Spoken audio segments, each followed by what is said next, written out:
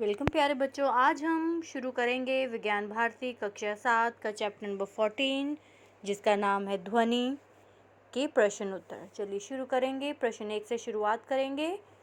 सही विकल्प का चयन कीजिए। क है निम्नलिखित में किस ध्वनि का तारत्व अधिकतम है? शेर की दहाड़, नदी का कलकल, मेघ गर्जन और मच्छरों की भिनभिनाहट। तो बच्चों तारत्व का मीनिंग होता है पिच। तो सबसे ज़्यादा पिच किसकी होती है? मच्छरों की भिनभिनाहट की। फिर है ख, SI पद्धति में आवृत्ति का मात्रक है। तो बच्चों आवृत्ति किसे कहते हैं? फ्रीक्वेंसी। फ्रीक्वेंसी की यूनिट क्या होगी? 4 ऑप्शंस हैं आपके पास, सेकेंड, हर्ट्ज, किलोग्राम या मीटर। तो सही ऑप्शन है हर्ट्ज। फिर ग है 20 हर्ट्ज आवृत्ति से कम आवृत्ति की उत्पन्न ध्वनि कहलाती है। श्रव्य, कर्कश, अपश्रव्य या पराश्रव्य। तो सही ऑप्शन है इसका अपश्रव्य। फिर घ है ढोलक में ध्वनि उत्पन्न होती है रगड़ने से, खींचने से, फूंक मारने से या आघात से। तो बच्चों ध्वनि उत्पन्न होती है ढोलक में आघात से। फिर है अण, ध्वनि की चाल सबसे अधिक होती है ठोस, गैस, द्रव या निर्वात में। तो सबसे अधिक ध्वनि की चाल होती है ठोस में। प्रश्न 2 है स्तंभ क के कथनों का स्तंभ ख के कथनों से मिलान करके सही जोड़े बनाइए। तो बच्चों हमें मिलान करना है। स्तंभ क में देखते हैं सुस्वर ध्वनि, हारमोनियम, ढोलक से उत्पन्न ध्वनि। नेक्स्ट है श्रव्य ध्वनि, इसका मिलान हुआ है मनुष्य द्वारा सुनी जा सकने वाली ध्वनि। फिर नेक्स्ट है अपश्रव्य ध्वनि, इसका मिलान है भूकंप से उत्पन्न ध्वनि। फिर लास्ट में है बांसुरी से ध्वनि फूंक मारकर उत्पन्न करते हैं। तो इस तरीके से हमें यहाँ पर सही जोड़े बनाकर मिलान करना था। फिर है प्रश्न नंबर 3, निम्नलिखित कथनों में सही कथन के सामने सही तथा गलत कथन के सामने गलत का चिन्ह लगाइए। यहाँ पर हमें सही और गलत बताना है। क है ध्वनि का वेग प्रकाश के वेग से अधिक होता है, ये गलत है। ख है उच्च आवृत्ति वाली ध्वनि का तारत्व अधिक होता है, सही है। फिर ग है 1 हर्ट्ज का अर्थ 1 कंपन प्रति सेकंड है, बिल्कुल सही। घ वीणा में कर्कश ध्वनि उत्पन्न होती है, ये तो गलत है। अण है ताप बदलने से ध्वनि की चाल बदल जाती है, बिल्कुल सही है। आगे बढ़ेंगे प्रश्न नंबर 4 की तरफ। रिक्त स्थानों की पूर्ति कीजिए। क है कंपन करती हुई वस्तु का अधिकतम विस्थापन डैश कहलाता है, आयाम। ख है ध्वनि संचरण के लिए डैश की आवश्यकता होती है, माध्यम की, मीडियम चाहिए होता है ध्वनि संचरण के लिए। फिर नेक्स्ट है ग कंपन करने वाली वस्तु द्वारा एक कंपन में लगे समय को उसका डैश कहते हैं, आवर्तकाल। घ है ध्वनि की चाल डैश में न्यूनतम होती है, गैस में, मतलब सबसे जो मिनिमम होगी वो किस में होगी? गैस में। अण है किसी माध्यम में निश्चित ताप पर ध्वनि की चाल डैश होती है, परावर्तित होती है।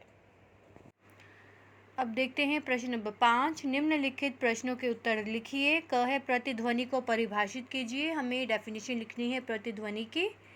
उत्तर देखेंगे किसी पहाड़ी के पास या किसी बड़े हॉल में चिल्लाने पर हमें वही ध्वनि दोबारा सुनाई देती है, इसे ही प्रतिध्वनि कहा जाता है। यह ध्वनि परावर्तन के कारण होती है।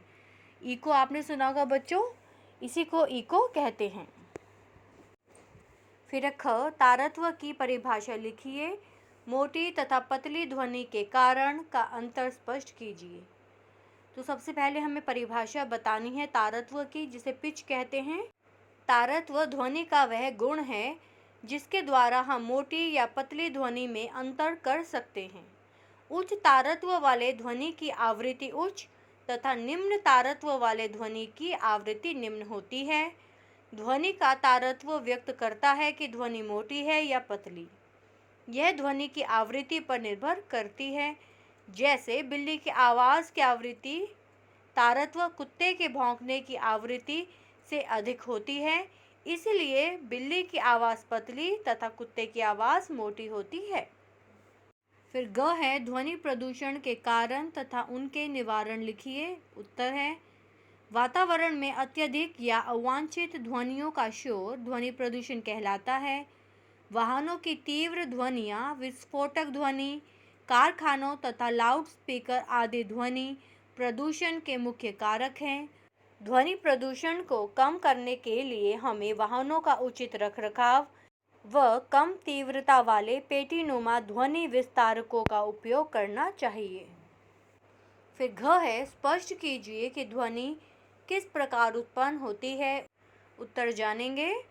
वस्तुओं में ध्वनि कंपन के कारण उत्पन्न होती है। कुछ स्थितियों में कंपन आसानी से दिखाई दे जाते हैं। अधिकांश स्थितियों में हम इन कंपनों को नहीं देख पाते बल्कि उसका अनुभव कर पाते हैं, जैसे विद्यालय की घंटी बजाने से उत्पन्न ध्वनि में घंटे के कंपन का अनुभव छूकर कर सकते हैं। फिर प्रश्न नंबर 6 है निम्नलिखित प्रश्नों को हल कीजिए। क है 3 कंपन करती वस्तुओं ए बी सी की आवृत्ति क्रमशः 256 हर्ट्ज, 512 हर्ट्ज, 1024 हर्ट्ज हैं। उनके तारत्व को घटते क्रम में लिखिए। तो बच्चों हमें इसमें तारत्व मतलब पिच को घटते क्रम में लिखना है। तो इसका रीज़न बताया गया है कि किस प्रकार हम लिखेंगे, देखेंगे। उच्च तारत्व वाले ध्वनि की आवृत्ति उच्च तथा निम्न तारत्व वाले ध्वनि की आवृत्ति निम्न होती है।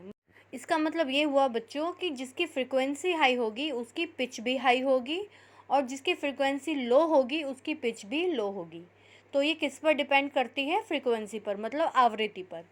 तो हम यहाँ देख सकते हैं यदि ए बी सी की आवृत्ति क्रमशः 256 हर्ट्ज, 512 हर्ट्ज और 1024 हर्ट्ज है तो उनका तारत्व घटते क्रम में कैसा होगा? सबसे पहले सी, फिर बी और फिर ए होगा।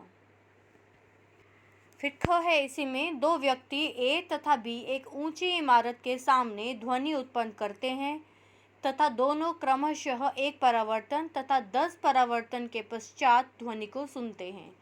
तो इसमें कौन सी ध्वनि प्रतिध्वनि है तथा कौन सी ध्वनि गूंज होगी? चलिए उत्तर देखेंगे। ए द्वारा सुनी जाने वाली एक परावर्तन वाली ध्वनि कैसी होगी? प्रतिध्वनि। तथा बी द्वारा सुनी जाने वाली 10 परावर्तन वाली ध्वनि गूंज होगी। फिर प्रश्न नंबर 7 है हमें बांसुरी और कोयल की कुहुक जैसी आवाज़ें कर्णप्रिय लगती हैं परंतु लाउडस्पीकर की तीव्र आवाज़ कर्णप्रिय नहीं लगती है, ऐसा क्यों? उत्तर है नियमित एवं आवर्ती कंपनों से उत्पन्न ध्वनि जो कान पर मधुर प्रभाव डालती है सुस्वर कहलाती है। कोयल की कुहुक इसी प्रकार की ध्वनि है जो हमें कर्णप्रिय लगती है परंतु लाउडस्पीकर के तेज बजने से अनियमित एवं अनावर्ती कंपनों से कर्कश ध्वनि उत्पन्न होती है। इस कारण यह ध्वनि हमें कर्णप्रिय नहीं लगती। फिर लास्ट प्रश्न है ये प्रश्न नंबर 8 सुस्वर तथा शोर में अंतर लिखिए। यहाँ में डिफरेंस बताना है। नियमित एवं आवर्ती कंपनों से उत्पन्न ध्वनि जो कान पर मधुर प्रभाव डालती है सुस्वर कहलाती है, जैसे कोयल की कूक, पपीहे की टेर, संगीतमय वाद्य यंत्रों जैसे वीणा, बांसुरी, हारमोनियम आदि से उत्पन्न ध्वनि। फिर नेक्स्ट है शोर। अनियमित एवं अनावर्ती कंपनों से उत्पन्न ध्वनि जो कान पर कर्कश प्रभाव डालती है शोर कहलाती हैं, जैसे उच्च स्वर में बातें करना, लाउडस्पीकर का तेज बजना, मच्छरों की भिनभिनाहट, पटाखों के फूटने आदि से उत्पन्न ध्वनि। तो बच्चों इसी के साथ ये चैप्टर यहीं कंप्लीट होता है। आई होप आपको वीडियो पसंद आई होगी। तो प्लीज़ लाइक, शेयर और सब्सक्राइब कीजिए। थैंक यू बच्चों।